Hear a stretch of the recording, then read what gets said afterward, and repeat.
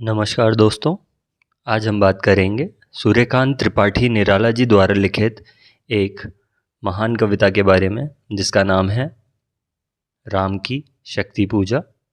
यह 1936 में प्रकाशित हुई थी। यह एक लंबी कथात्मक कविता है जिसका मुख्य कथानक कृत्तिवास की बांग्ला रामायण से लिया गया है। भगवान राम तथा रावण के युद्ध का प्रतीक लेते हुए इसमें ब्रिटिश शासन के विरुद्ध आम भारतीय जनता में नवचेतना पैदा करने का प्रयास भी किया गया। तो आइए शुरू करते हैं राम की शक्ति पूजा। सूर्यास्त का समय। रावण की सेना बहुत खुश है क्योंकि आज वह युद्ध में भगवान राम की वानर सेना पर भारी पड़े हैं।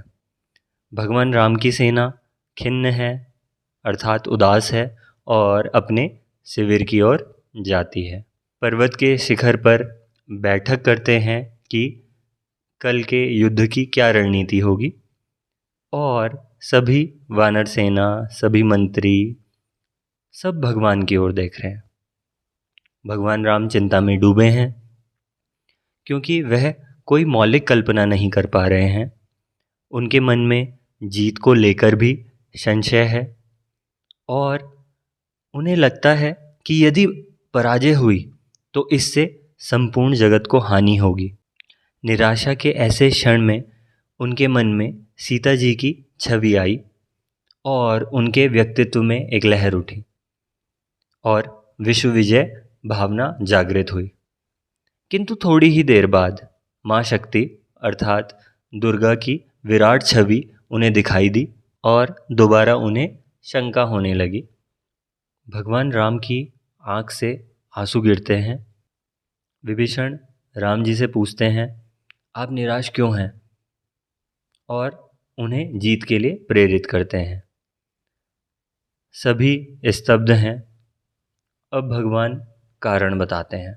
भगवान राम कहते हैं, माँ शक्ति युद्ध में उतरी हैं और वह अन्याय की ओर हैं। मेरे सारे बाण निष्फल होते जा रहे हैं। ऐसे में जामवंत कहते हैं, आप विचलित मत होइए, आप भी आराधना कीजिए।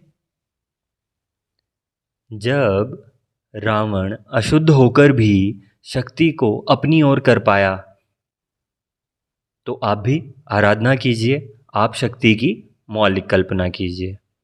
तब तक युद्ध हम सभी लड़ेंगे। अब भगवान राम हनुमान जी से 108 कमल पुष्प लाने को कहते हैं और अपनी आराधना आरंभ करते हैं। 8वें दिन जब आराधना करते हुए भगवान अपने सभी चक्रों को जागृत करते चले जाते हैं और जैसे ही अंतिम चक्र पर पहुंचते हैं साथ ही साथ वह पूजा के 108 पुष्पों में से 107 पुष्प चढ़ा चुके हैं। जैसे ही वह अंतिम पुष्प चढ़ाने वाले होते हैं माँ दुर्गा उनकी परीक्षा लेती हैं और एक कमल के पुष्प को छुपा देती हैं। अंतिम पुष्प ना पाकर भगवान राम फिर से निराशा के भाव में आ जाते हैं और सोचते हैं कि जीवन भर मैंने इतना विरोध देखा। बचपन में राक्षसों से युद्ध करना, उसके बाद वनवास जाना, उसके बाद सीता का हरण हो जाना और अब पूजा के अंतिम समय में ऐसी स्थिति। वह सोचते हैं सीता का उद्धार अब न हो पाएगा, अर्थात नारी मुक्ति की बात। अचानक उन्हें स्मृति आती है कि माँ मुझे राजीव नयन कहती थी। राजीव नयन अर्थात कमल जैसे नयन। अब भगवान राम सोचते हैं कि क्यों ना अपनी एक आँख ही पूजा में अर्पित कर दी जाए। तो जैसे ही वह बाण अपनी आँख निकालने के लिए उठाते हैं, आगे बढ़ते हैं, वैसे ही ब्रह्मांड कांप उठता है। माँ शक्ति प्रकट होती हैं और राम जी को विजयी होने का वरदान देते हुए उनके मुख में विलीन हो जाती हैं। तो यह था राम की शक्ति पूजा का सारांश। यदि वीडियो आपको पसंद आए तो आप चैनल को सब्सक्राइब कर सकते हैं और अन्य मित्रों के साथ वीडियो को शेयर कर सकते हैं। धन्यवाद।